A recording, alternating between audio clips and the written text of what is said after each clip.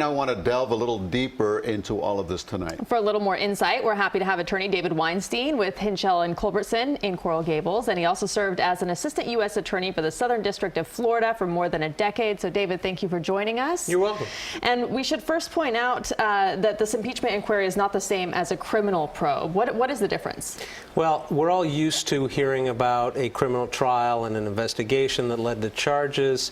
The beginning of the impeachment inquiry is going to be similar, but the end and the process by which we're going to go through the impeachment proceedings, if they occur, is going to be vastly different. There's no proof beyond a reasonable doubt. There's not going to be 6 or 12 jurors who are going to hear evidence. The rules of evidence are also going to be a little bit different. It's going to be presented first by the Judiciary Committee to the full House. They'll then vote on a number of articles of impeachment if they believe they exist. They only need a majority. Then they'll pass it over to the Senate, where the trial for the impeachment will take place. And there, it's not, again, beyond a reasonable doubt. It's not even really preponderance or weighing the evidence here. It's whether or not they're going to agree to vote yay or nay on the articles of impeachment. And the bottom line, it's a political process. Let me ask you about what was released today, the transcript of this conversation between President Trump and the president of the Ukraine. Were you surprised that it was released, and how incriminating do you as a defense attorney find it? Well, I'm not surprised that it was released, because by releasing this redacted summary, and it's not a word-for-word transcript, and I think that's what we all need to remember.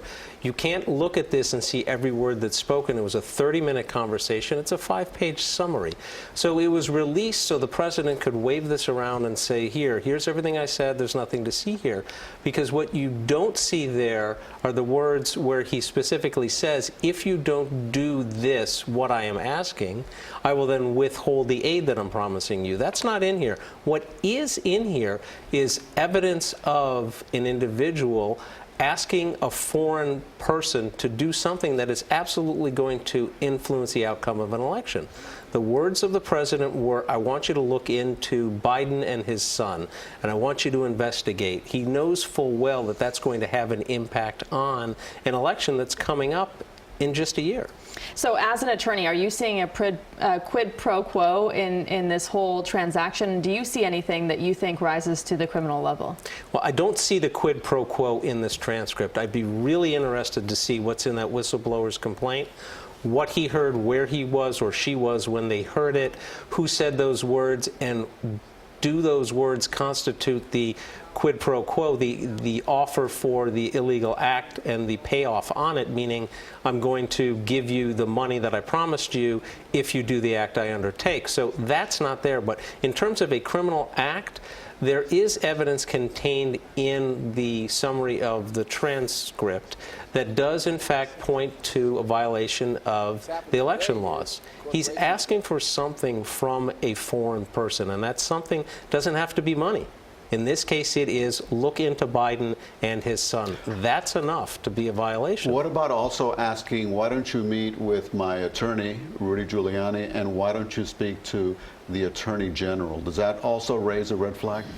It raises a red flag as to why the president of this country would be asking a foreign leader to meet with his attorney general and his private lawyer if there wasn't something else going on here. That's just not an act that should be carried out by the leader of our country. So what about them? What about the attorney general and Rudy Giuliani, President Trump's personal lawyer? Did they face any criminal liability in all of this? Any legal liability? Well, you can't impeach a private individual, so Giuliani is not looking at any impeachment proceedings here. In terms of the Attorney General, this is what the president said. The Attorney General didn't do anything necessarily. Did he have a meeting with him? Is there any proof that he tried to intervene in an activity that was outside his powers and duties as the Attorney General? Has he done something that would be a high crime or misdemeanor in violation of his duties?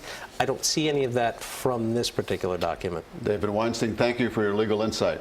You're welcome. Always glad to help. Thank you, David.